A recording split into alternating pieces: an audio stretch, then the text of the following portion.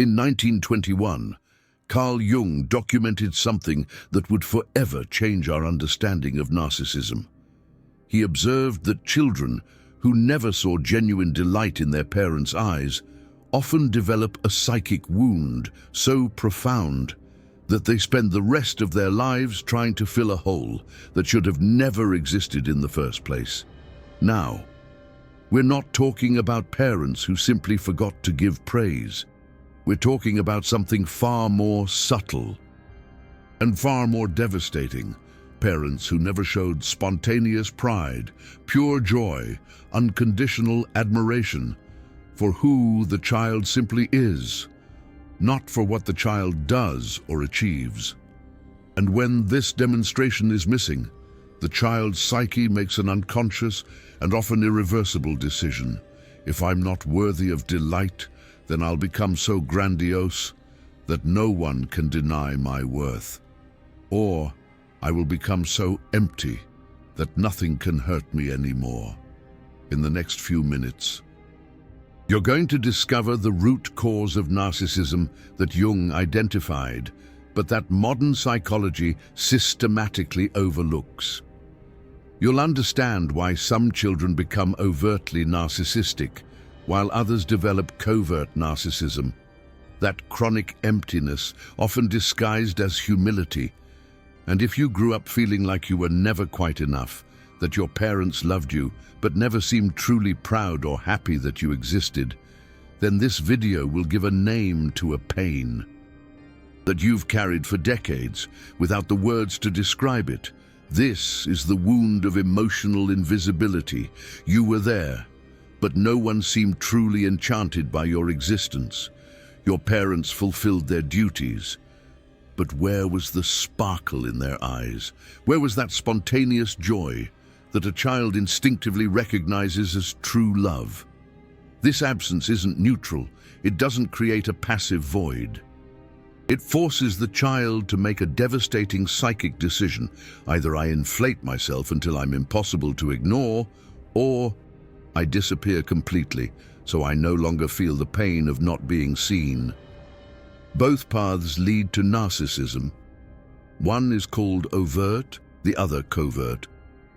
But the original wound is the same.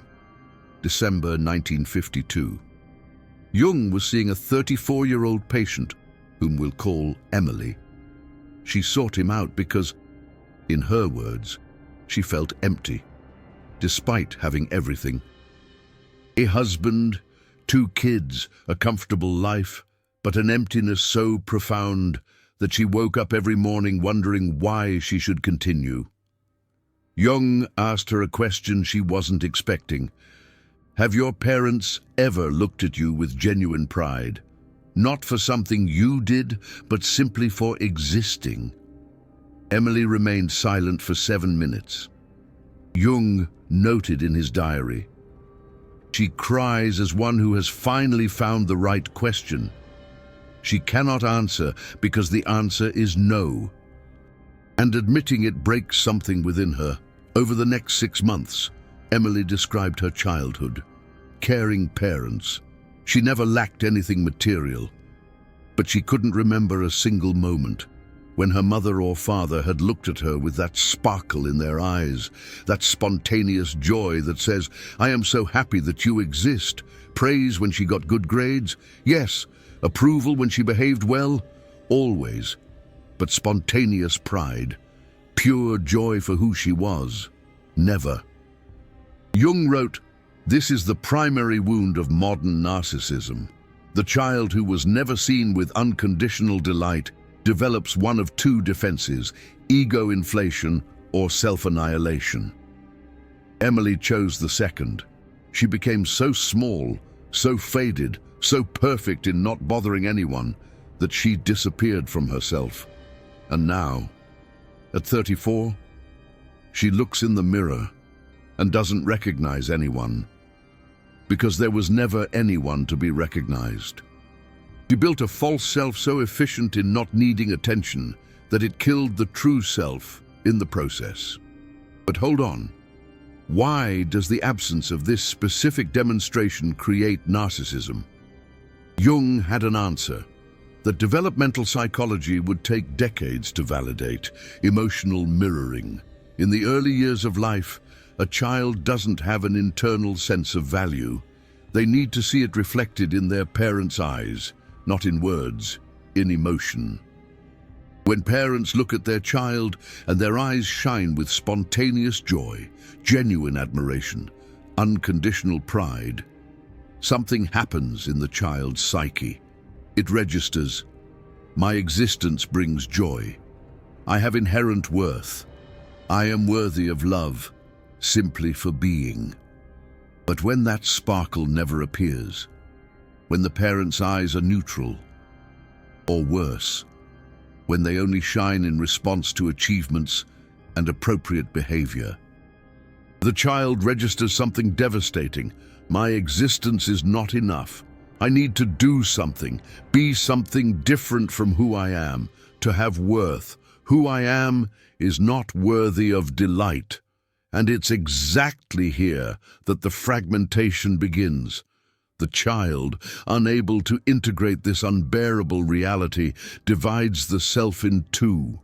The true self, that authentic being that simply exists, is pushed into the shadows. It's too painful to exist as that self that was never worthy of joy. So, the child creates a false self, a compensatory persona, that can finally earn that sparkle in the parents' eyes. This false self has two possible forms. Form 1, narcissistic inflation. The child unconsciously decides, if I become extraordinary enough, so impressive that no one can deny my greatness, I will finally be worthy of that delight that I never had. This child becomes the overt narcissist, the adult who needs to be the best, the smartest, the most successful, not out of healthy ambition, but out of a wound that has been bleeding for decades. Each achievement is a desperate attempt to finally see that sparkle in someone's eyes and feel, now I am enough. But it's never enough, because the original wound wasn't about what you did, it was about who you are. And no external achievement can heal an internal rejection. Form 2, narcissistic collapse. The child unconsciously decides, if I disappear completely, if I don't need anything, if I'm so small and self-sufficient that my existence doesn't cause problems, maybe the pain will stop. This child becomes the covert narcissist, the adult who seems humble, even self-deprecating, but carries an emptiness so profound that no relationship fills it. They don't ask for attention because they've learned that asking is painful. So, they starve themselves emotionally and call it independence. Emily was this second type. She had disappeared so completely that she no longer knew who she was supposed to be. Jung continued with her, "When you were a child, what did you do when you wanted attention from your parents?" Emily answered immediately, "I didn't ask. I learned early on that asking was bothering them. So I waited. I waited for them to notice, to look at me on their own, but they never looked. They were always busy, always worried about important things. I wasn't important enough to interrupt." Jung, "And what did you feel when they didn't look?" A long silence. Then a voice breaking, that I shouldn't exist, that my existence was a problem, that if I were less, if I needed less, if I disappeared more, maybe they would be happier. Carl Jung noted, at 6 years old, she had already decided that her existence was a burden. And she spent the next 28 years living from that unconscious decision. Every relationship, every choice, every action was filtered through this core belief: I shouldn't be here. Covert narcissism isn't humility. It's a defense against the unspeakable pain of existing without being wanted. 3 months later, in a particularly intense session, Jung asked Emily to do an exercise. He wanted her to imagine her mother looking at her at 5 years old with genuine delight. For no reason, just existing, her eyes sparkling with pure joy. Emily couldn't do it. She tried for 15 minutes, and she just couldn't visualize it. Every time she tried to imagine her mother's eyes shining, the image would dissolve or change to some situation where she had done something to deserve approval. Jung, do you understand what just happened? Your psyche literally can't imagine being wanted for who you are. The wound is so deep that even in fantasy you need to earn love. It was in that moment that Emily understood. The root of her emptiness wasn't a lack of love. Her parents loved her in their way. It was a lack of delight, love without visible joy, caring without spontaneous pride, presence without that glow that says, "I am so happy that you exist." And when a child grows up without this specific emotional mirroring, when she never sees that unconditional joy in her parents' eyes, something breaks in the formation of the self. Because the child's self forms through reflection. The child doesn't know who she is until she sees who she is in the eyes of those she loves. If the reflection is neutral, the child registers, "I am neutral, my existence doesn't matter."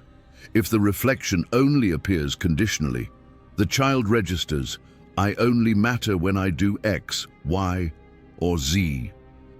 But if the reflection never shows genuine delight, the child registers the most devastating message of all: "Who I am is not worthy of joy." And thus, narcissism is born, not from abusive parents, not from obvious neglect, but from a subtle and lethal flaw in emotional mirroring, the absence of that sparkle in the eyes, the lack of spontaneous pride, the presence without visible joy. Jung called this the silent death of the true self. The child continues living, but something essential inside of her dies: the right to exist without performance, the confidence that her presence brings joy naturally, the inner certainty that she is wanted, not for what she does, but for who she is. Emily asked, "So, can I heal myself? Or is this wound permanent?" Jung responded with what would become one of his most important phrases about narcissism. "The wound is deep, but it's not terminal. You can reparent yourself. You can learn to look at yourself with the delight that your parents never offered. But first, you need to feel the full pain of what was missing. You need to grieve for that sparkle in the eyes that never came. Because only after fully feeling what you didn't have can you begin to give it to yourself." Let's pause here, because something crucial needs to be said about what Jung is describing. Most people, when they hear about emotional mirroring, think it's about compliments. It's not. Compliments are verbal and conditional. You are intelligent, you are beautiful, you did very well. That's approval for performance. What Jung is describing is something pre-verbal and unconditional. It's that moment when a parent looks at their child playing and their eyes shine with pride for no reason. The mother who watches her daughter existing and smiles with spontaneous joy, not because the child did something impressive, but because being in her presence is genuinely pleasurable. This is the devastating difference. Children who receive a lot of praise but never this unconditional delight still develop narcissism. Because praise teaches you have value when you perform well. But unconditional delight teaches you have value simply for existing. Your presence is a gift. And when that delight never appears, when the child looks into their parents' eyes and sees only neutrality, or sees a sparkle only when she achieves something, the unconscious message is crystal clear: who you are isn't enough, but what you do can be. Emily's case wasn't unique. Jung documented dozens of similar cases between 1920 and 1960. He noticed a pattern. The children who developed narcissism didn't necessarily come from abusive homes. Many came from functional families. Parents were present, fulfilled duties, provided materially. But there was a specific emotional absence, the lack of visible joy in the child's existence. Jung began to call this invisible emotional neglect, because no one recognized it as neglect. The parents thought they were doing everything right. They fed, clothed, educated, even praised when appropriate, but they never demonstrated that spontaneous delight, that pride that shines in the eyes for no reason, that pure joy of being in the child's presence. And the children, unable to name what was missing, grew up with an inexplicable emptiness, feeling that something was wrong, but not knowing what. Because technically, nothing was wrong. Technically, they were loved. Technically, they had everything.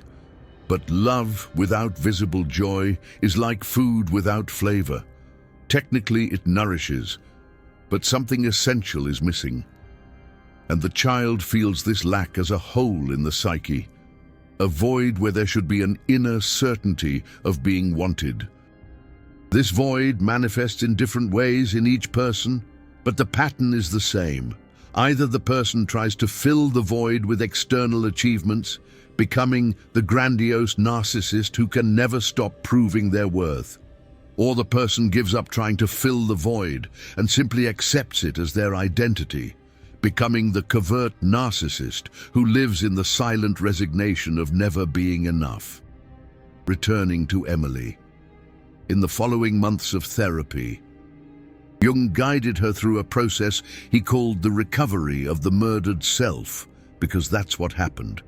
Emily's true self, the one who wanted to be seen and delighted in, was murdered at 5 years old, not by cruelty, but by emotional neglect.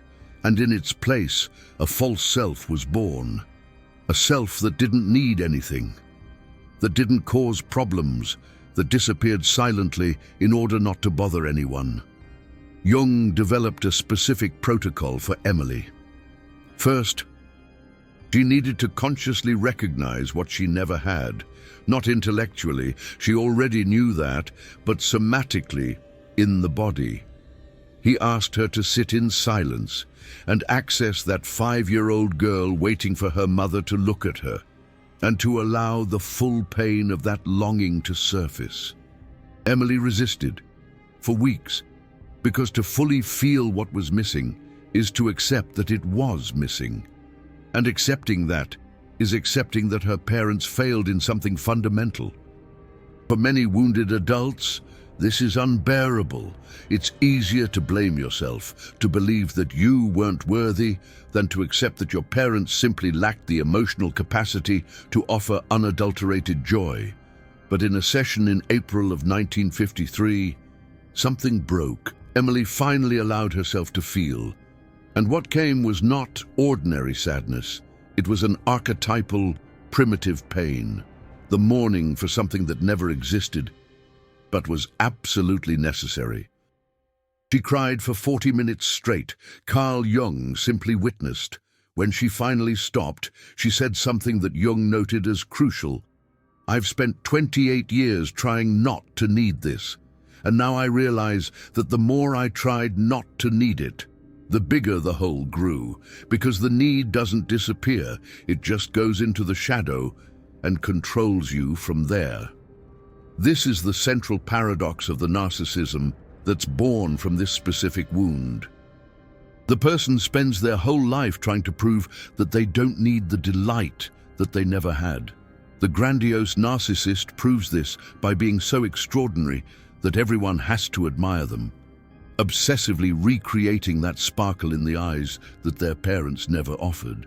The covert narcissist proves it by disappearing, by being so self-sufficient that the absence of delight doesn't matter anymore. But both are running from the same pain. The pain of a child who looks at their parents and never sees in their eyes the reflection that their existence brings joy. Let me show you the opposite side. Another of Jung's cases, completely different, but with the same original wound. Thomas, 29 years old, a successful entrepreneur. He sought out Jung in 1947 because, despite building a financial empire, he felt a devastating emptiness. Unlike Emily, Thomas hadn't disappeared. He had inflated. Jung asked the same question he asked Emily. Did your parents ever demonstrate genuine pride in who you were, not in what you achieved? Thomas responded quickly, defensively. My parents were always proud of me. I was the best student, the best athlete. I always won awards, Jung. I didn't ask if they had reasons to be proud. I asked if they demonstrated pride in who you were when you weren't achieving anything, when you were just a child, existing. Silence. Then, quieter. No, they were proud when I won, when I was the best, but when it was just me, there was nothing special in their eyes. Jung, and what did you decide to do with that? Thomas, realizing it for the first time. I decided to never stop winning. If I stopped achieving, if I was just me, I'd go back to being invisible. So I turned my whole life into a race after achievements. Not because I actually want these things, but because stopping achieving is going back to being that boy who wasn't enough. This is the grandiose narcissist, not someone who was spoiled or who had artificially inflated self-esteem, but someone who learned that their simple existence wasn't worthy of delight, only their achievements were. So he became a conquering machine, eternally trying to recreate that sparkle in the eyes that only appeared when he won. Jung wrote, Thomas and Emily have the same wound. But opposite defenses, Emily decided to disappear in order to not feel the pain of not being seen. Thomas decided to be so big that it would be impossible not to be seen. But both live in response to the same original absence, the unconditional parental delight that never came. The difference in defenses comes from temperament and family context. Emily was sensitive, introverted. Her family valued not causing problems. She learned that the best way to deal with not being seen was to take up less space. Thomas was extroverted, competitive. His family valued achievements. He learned that the best way to deal with not being seen was to achieve so much that it was impossible to ignore him. But the strategy, grandiosity or collapse, is irrelevant. The wound is the same, and both pay the same price, the complete loss of the true self. Because here's what happens. When a child is never seen with unconditional delight, they can't develop an internal sense of worth. Value is always external, always conditional. For Emily, value was in not bothering anyone. For Thomas, value was in achieving. But neither of them felt value simply for existing, and people without an internal sense of worth can't have genuine relationships. Because genuine relationships require vulnerability, require showing who you are when you're not performing. But if you were never seen with delight when you weren't performing, showing who you really are feels like psychic suicide. So Emily lived in relationships where she disappeared, where she annihilated herself in order to not bother anyone. And Thomas lived in relationships where he dominated, where he was always the center, always the most impressive, both incapable of real intimacy, because real intimacy requires the courage to be seen without a mask. And they were never seen without a mask in childhood, so they don't know how to tolerate it in adulthood. Jung worked with Thomas for 8 months, and the turning point was similar to Emily's, but with a different flavor.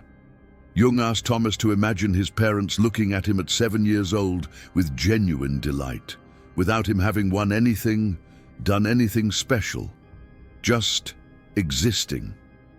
Thomas tried and couldn't do it. Every time he tried to visualize it, his parents were smiling while he received a trophy or praising a perfect grade. He couldn't imagine their eyes sparkling just because he existed. And it was in that moment that Thomas understood.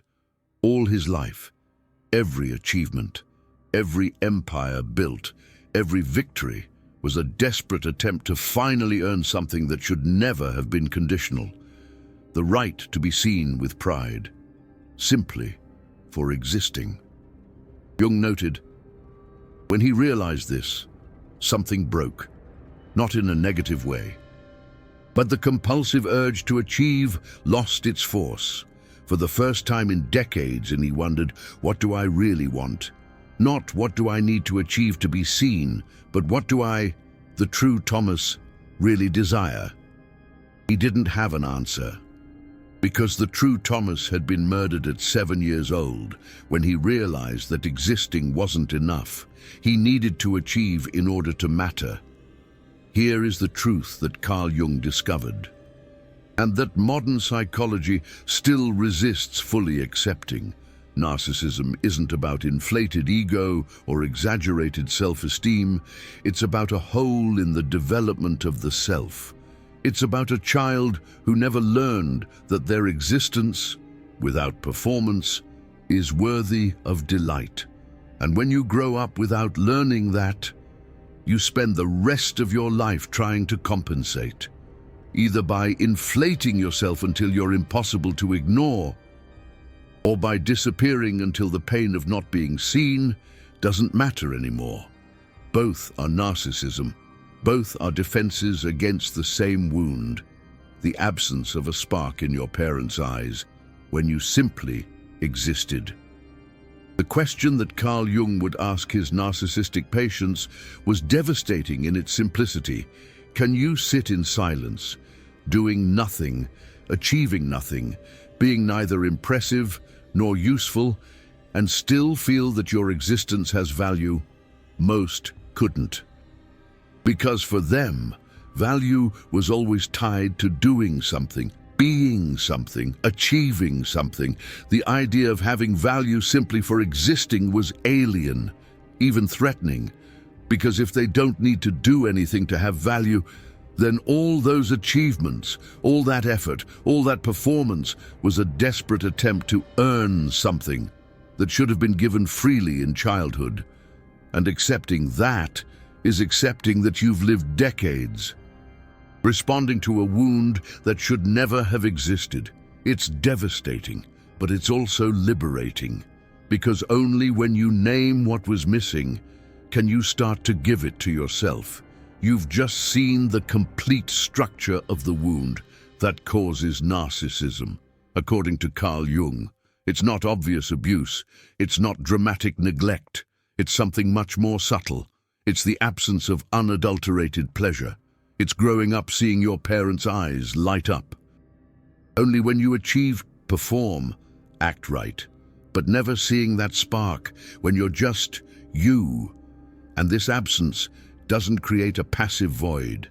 It forces the child's psyche to make a decision.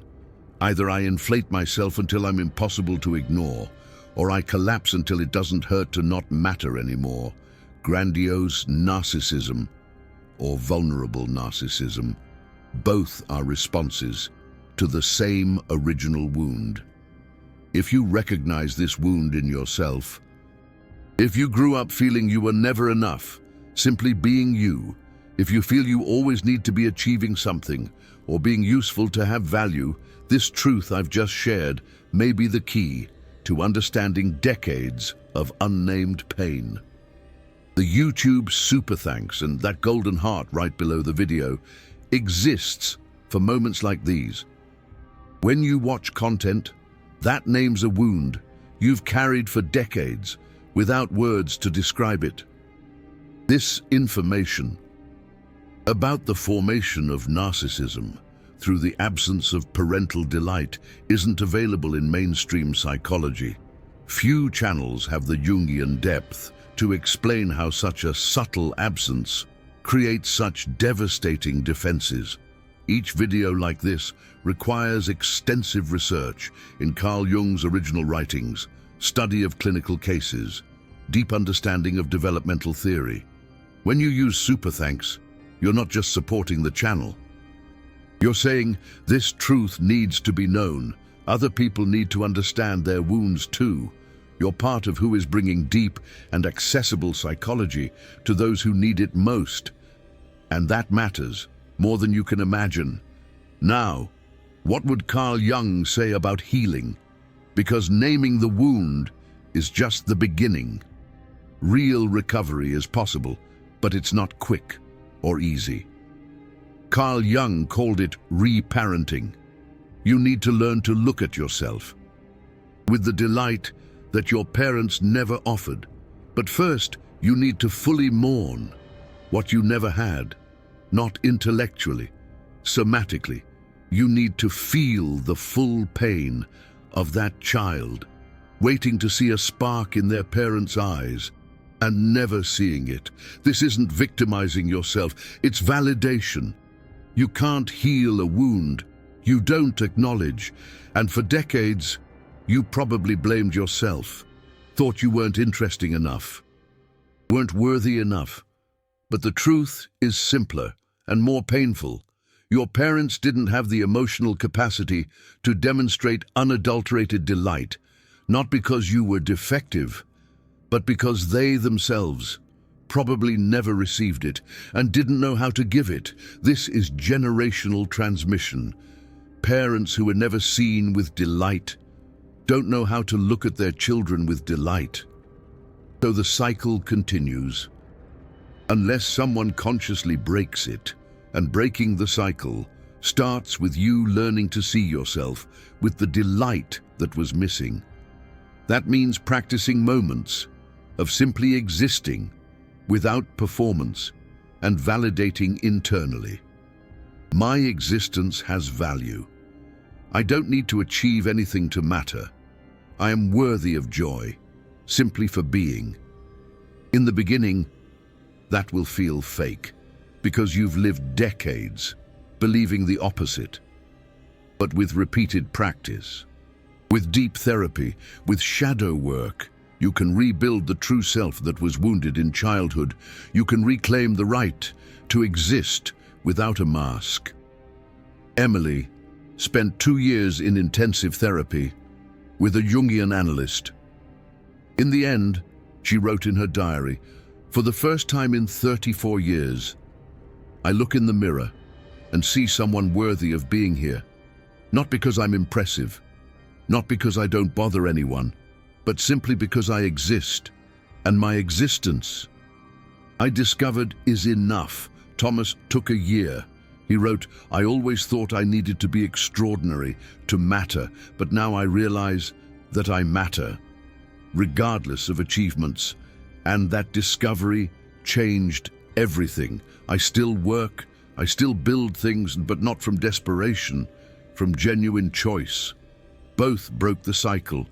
Both became parents or parental figures capable of looking at children with genuine delight. And so, the pattern began to change. Which of the two defenses, and do you recognize in yourself? The narcissistic inflation of Thomas, always achieving, always proving value, or the narcissistic collapse of Emily, disappearing, being so small that not bothering anyone becomes your identity? Or maybe you alternate between the two. Comment here. Team Grandiose. If you see yourself always having to prove your worth through achievements. Team Vulnerable. If you see yourself disappearing, being small, avoiding attention, because you learned that your simple existence wasn't worthy of delight. And if you recognize this wound in your parents too, write cycle, because understanding generational transmission is essential to breaking it. How many of us are here, finally naming something we've carried without words for decades?